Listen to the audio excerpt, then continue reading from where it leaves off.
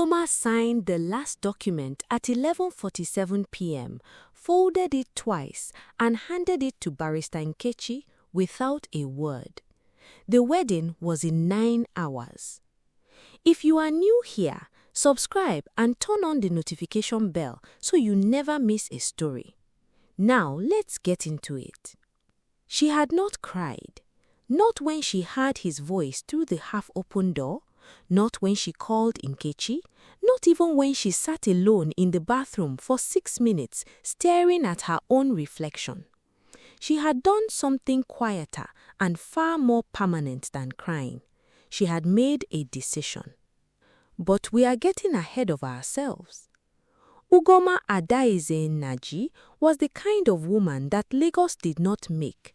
She had arrived already formed, the second of 4 children, daughter of a civil engineer and a school principal. She had grown up understanding one thing clearly: nothing belonged to you unless your name was on it.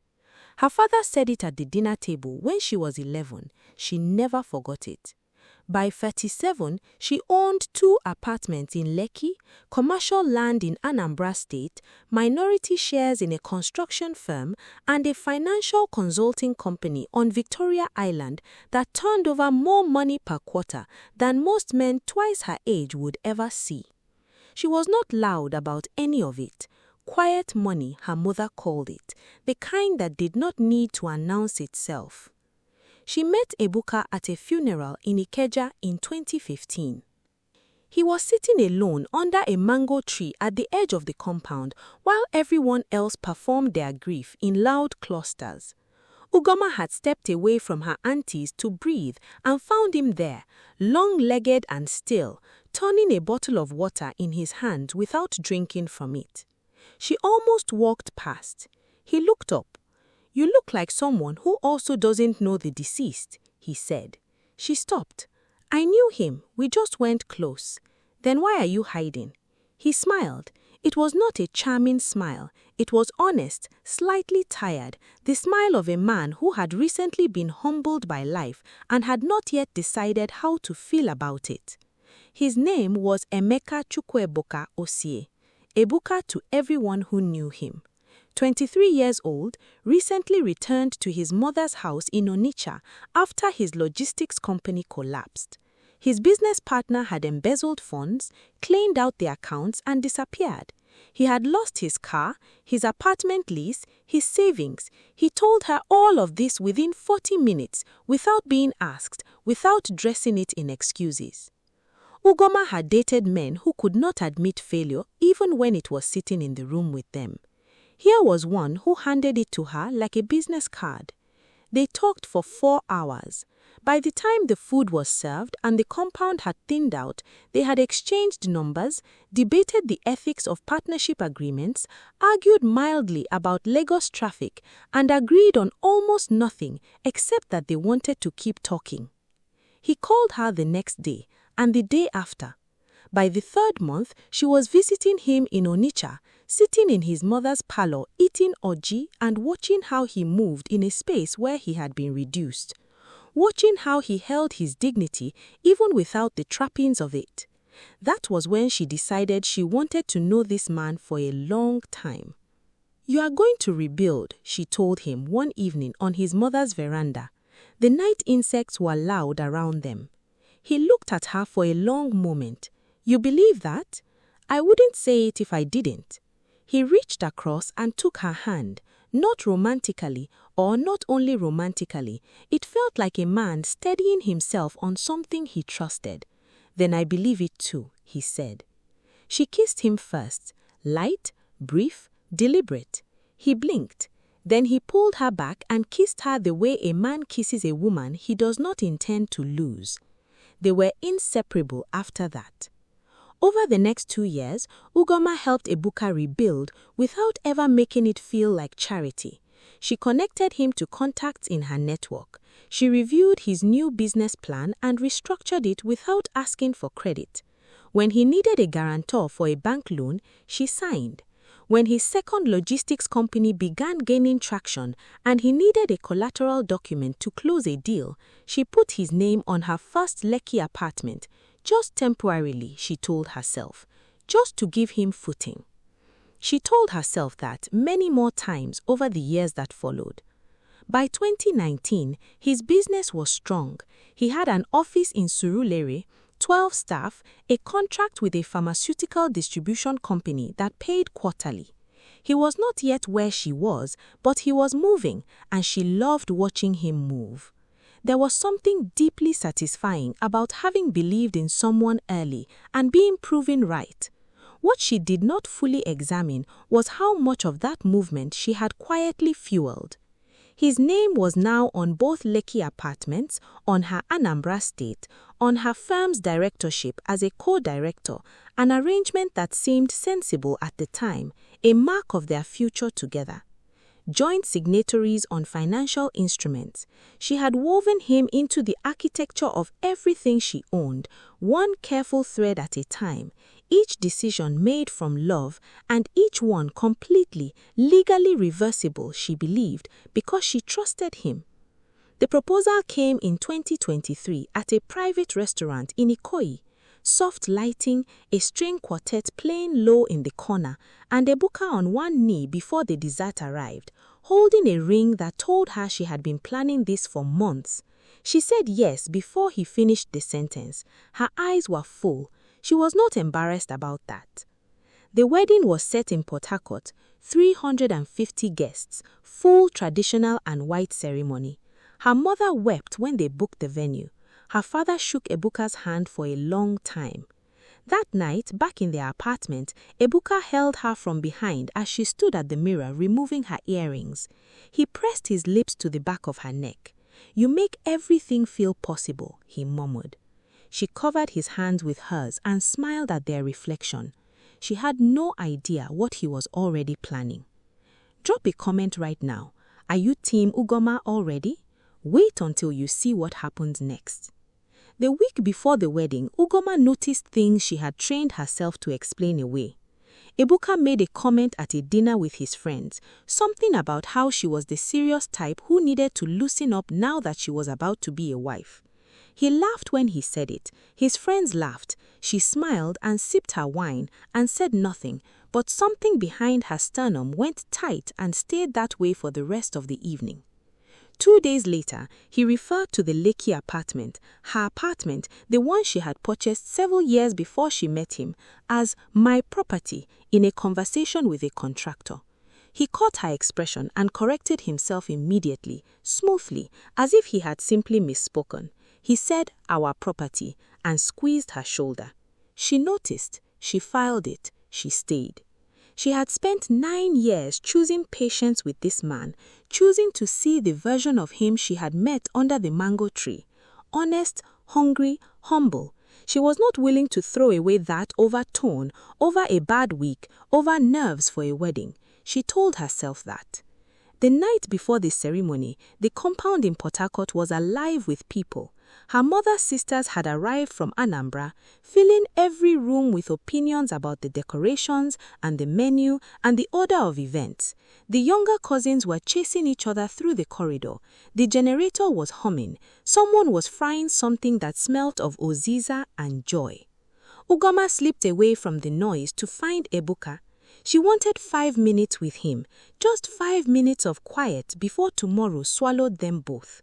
His room was at the end of the guest corridor. She walked towards it and heard his voice through the half-open door before she reached it. She stopped. Ibi knows she doesn't even know. That's the thing, Ebuka was saying. His voice was relaxed, amused. Old cargo. She thinks because she has money, she has everything figured out. A pause. Laughter. His laughter. Comfortable and easy. Once this wedding is done, my friend, I will have full legal standing on everything. Everything. And she will be too proud to make noise about it publicly. You know how these successful women are. They hate to look foolish. Another pause. I have already made arrangements. Chisom is in Lagos. After honeymoon, life continues. Ugoma stood in that corridor. 4 seconds. Her face did not change. Her hands did not shake. Something moved through her. Not grief, not yet. That would come later. Something colder and more useful. Clarity. Total, surgical clarity. The kind that comes when a woman finally stops explaining away what she has been seeing. She turned.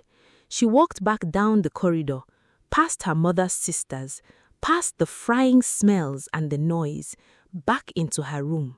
She sat down at the edge of the bed. She picked up her phone. She called Barrister Nkechi Obiora. Nkechi, her voice was level. I need you tonight. Bring your laptop and your notarization credentials. I'll explain when you get here. Come to the side entrance, not the main gate. Nkechi arrived 40 minutes later in a plain kaftan, professional instincts already sharpened by the tone of the call. Ugoma closed the door, sat across from her, and explained everything in 7 minutes. She did not cry during those 7 minutes. She explained the assets, the joint ownerships, the timeline, what she needed reversed, and what she needed it to look like on paper. Nkechi looked at her for a moment. Are you sure? I was sure 4 seconds after I heard his voice.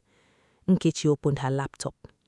The deed of reassignment took 90 minutes to draft.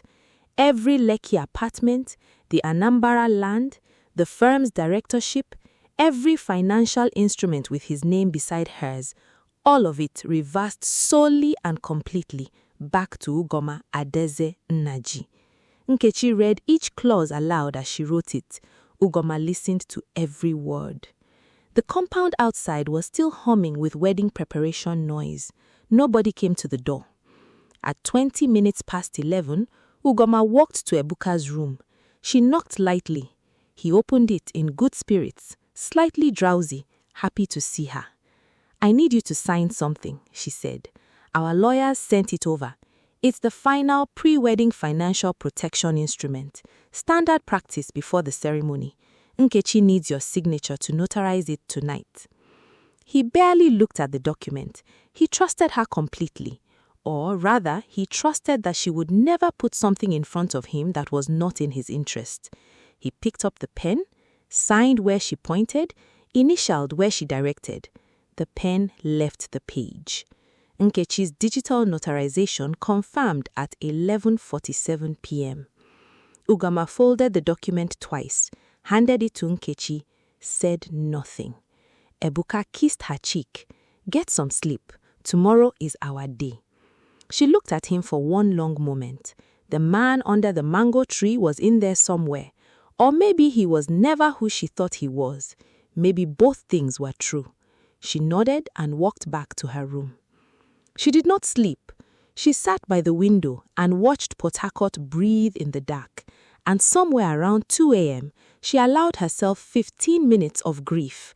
Real, honest, thorough grief for 9 years and a ring and a future she had genuinely wanted. She let it come. She let it go. Then she wiped her face, straightened her back, and picked up her phone.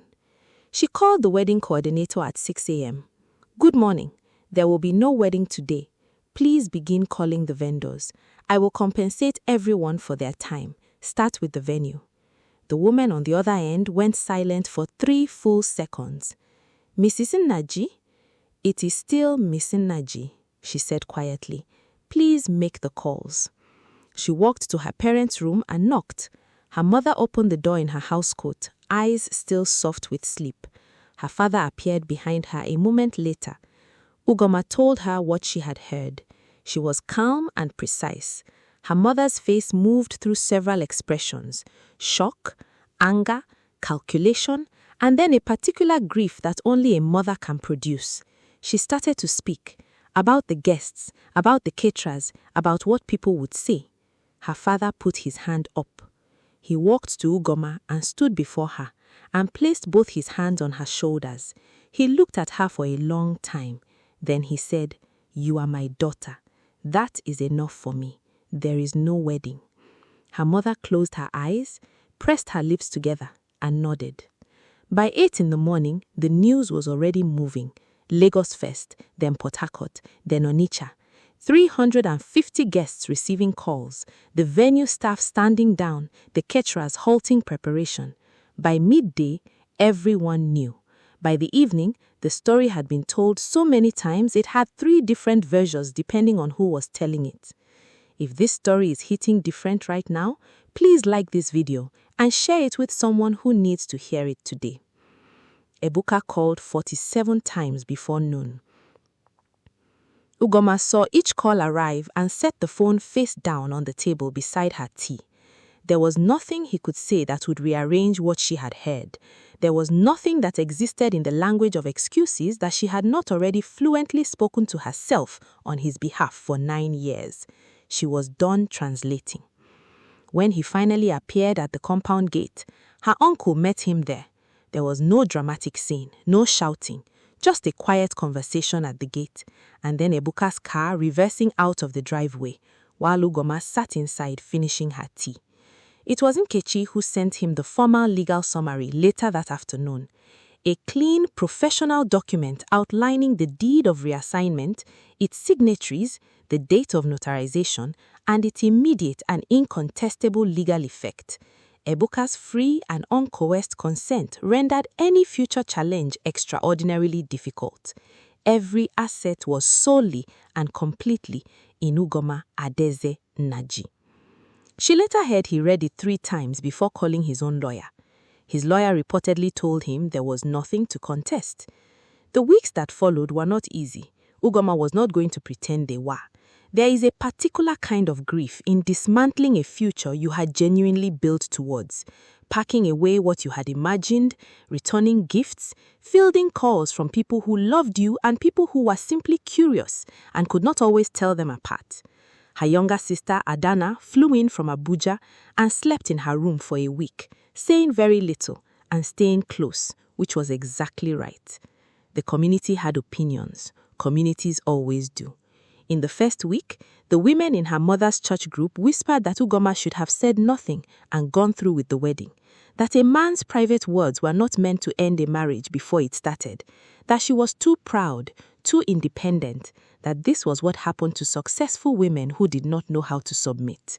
Ugoma heard these things third hand and felt them settle on her like dust and then blow off just as easily. By the 3rd week, the conversation had shifted. Someone had talked. Someone always talked.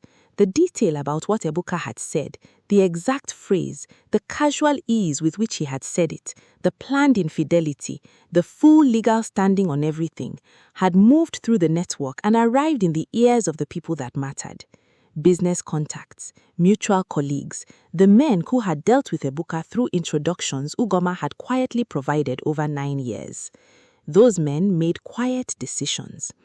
Within 6 weeks, Ebuka had lost nearly 40% of his revenue. Contracts that were warm went cold.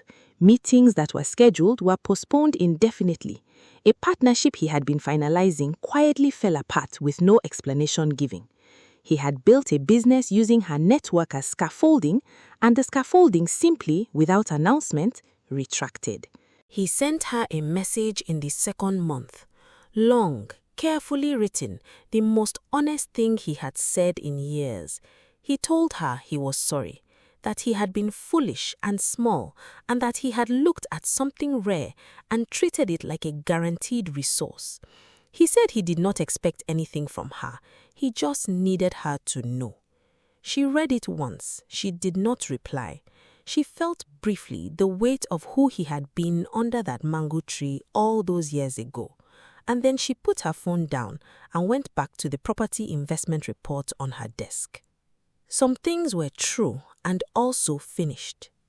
The months that followed rebuilt themselves differently. Ugoma expanded her consulting firm into property investment advisory, a move she had been considering for 2 years and had repeatedly delayed for reasons she could now see clearly were not hers. The Anambra land entered a development partnership with a firm her accountant had introduced her to. Both Lekki apartments were earning.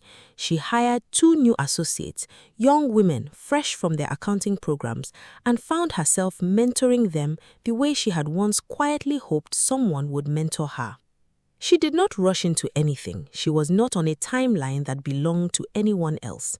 For the first time in 9 years, she was making decisions that curved entirely toward herself, her company, her assets, her mornings, her peace. Adana visited on a Saturday 3 months later and found her on the balcony of the Lekki apartment with a glass of wine and a property contract she was reviewing. Adana stood in the doorway watching her for a moment. "Are you okay?" Adana asked. "Actually okay?" Ugoma considered the question properly. She looked out at the water. She spent 9 years making sure his name was beside mine on everything I built. She turned the wine glass in her hand. He spent one phone call telling me exactly what he thought of me. She paused. The mistake he made, the only real one, was forgetting that I always read the documents before I signed them. Adana was quiet for a moment. Then she sat down beside her and they stayed there together watching the evening move across the water, and nothing more needed to be said. The last scene is not dramatic. There is no confrontation, no revenge, no arriving at his door with evidence and satisfaction. Real strength rarely ends that way. It ends like this. Ugoma at her desk on a Tuesday morning, the city moving outside her window, a new contract open before her, a commercial property in Ikoyi, the largest deal her firm has ever structured. She reads every clause, every paragraph, every line. Then she picks up her pen and signs her name. Clean, deliberate, hers alone. She had waited 9 years to choose herself. She did not intend to stop now. If this story moved you, hit the like button and subscribe so you never miss our next video. We drop new stories every week. And tell us in the comments, where in the world are you watching this from right now? Drop your city, your country, your state. We love knowing who is in our community. See you in the next one.